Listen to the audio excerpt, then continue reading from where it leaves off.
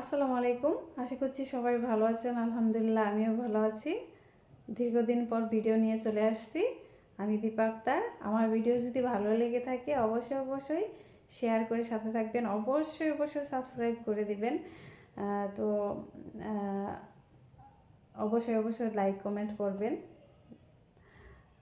যদি ভালো লাগে অবশ্যই শেয়ার করবেন নিজের প্রয়োজনের জন্য। আমি বলছি না যে জোর করে শেয়ার করে রেখে দেবেন। নিজে আপনার যদি প্রয়োজন মনে হয় যে ভবিষ্যতে আমার প্রয়োজন আছে তাহলে শেয়ার করে রেখে দেবেন। তো চলুন আজকের মূল বিষয়ে চলে যাই। সেটা হচ্ছে আমরা কিন্তু মুসলিম আইনে অনেকগুলো বিবাহ স্তর রয়েছে। সেটার মধ্যে হচ্ছে ফাসিদ বিবাহ। তো ফাসিদ বিবাহ সম্পর্কে আলোচনা করতে হলে আগে আমাদের বুঝতে হবে যে ফাসিদ বিবাহটা কি। ফাসিদ বিবাহটা হচ্ছে অনিয়মিত বিবাহ, যে বিবাহটা অবৈধ নয় বা বাতিল নয়, কিন্তু অনিয়মিত বলে গণ্য হবে, আইনগতভাবে অনিয়মিত বলে গণ্য হবে। সে অনিয়মিত কিভাবে হয় সে সম্পর্কে তো আমাদের আগে অবগত থাকতে হবে, জানতে হবে, তাই না? তো অনিয়মিত কিভাবে হয় সেটা হচ্ছে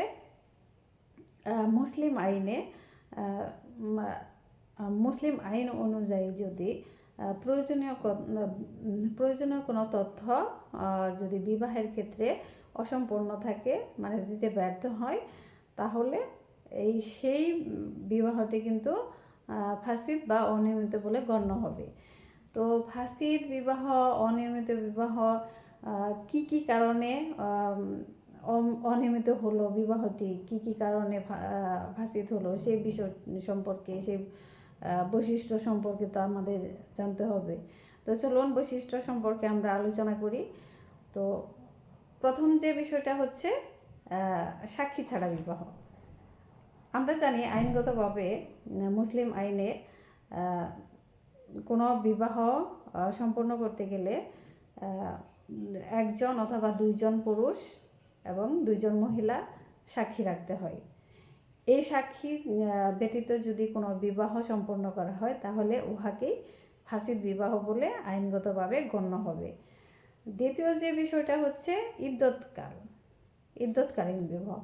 তো কোনো মহিলা যদি ডিভোর্সি হোক কিংবা স্বামী মারা গেছে এমন হোক, ইদ্যত চলাকালীন অবস্থায় যদি ওই মহিলা দ্বিতীয় কোনো বিবাহ করে থাকে তাহলে এই বিবাহটি আইনগতভাবে ফাসিদ বলে গণ্য হবে।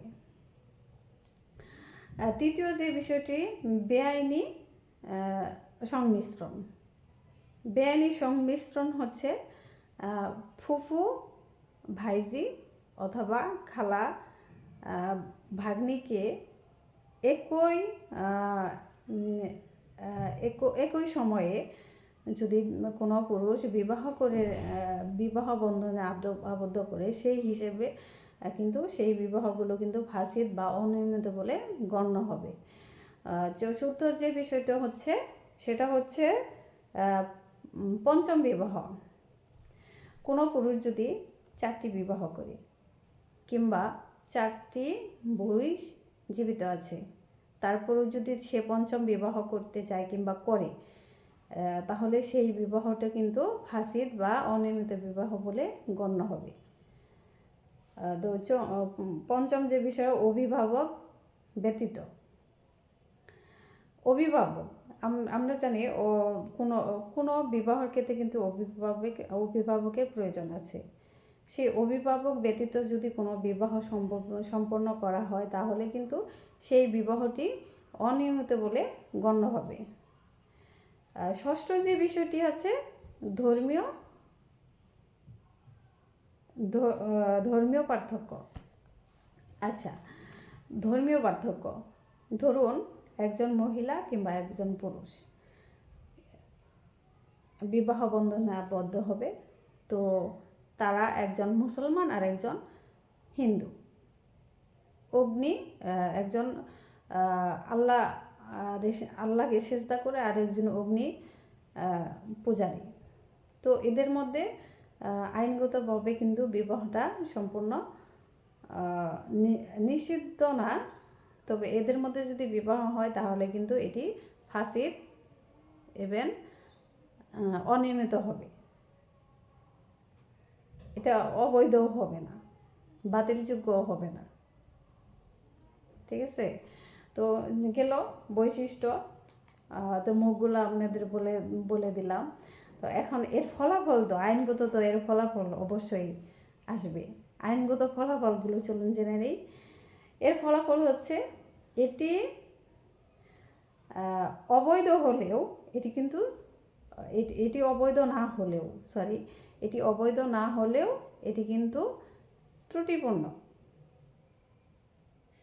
ঠিক আছে, এই ফাসিদ বিবাহ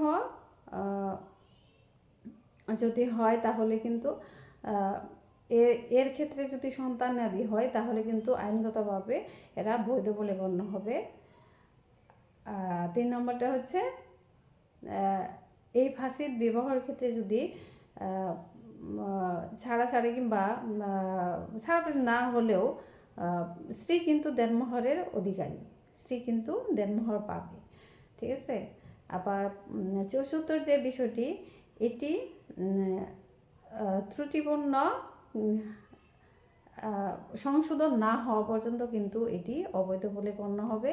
কিন্তু সংশোধন যখনই ত্রুটিপূর্ণ মানে সংশোধন হবে তখন কিন্তু এটি বৈধ বলে গণ্য হবে। তো আইনগত ফলাফল সম্পর্কে আলোচনা করলাম। আমার ভিডিও যদি ভালো লেগে থাকে অবশ্যই সাবস্ক্রাইব করবেন চ্যানেলটি। তো অবশ্যই শেয়ার করুন আর নিজের যত্ন নিন। ভালো থাকুন। আল্লাহ হাফেজ। আসসালামু আলাইকুম।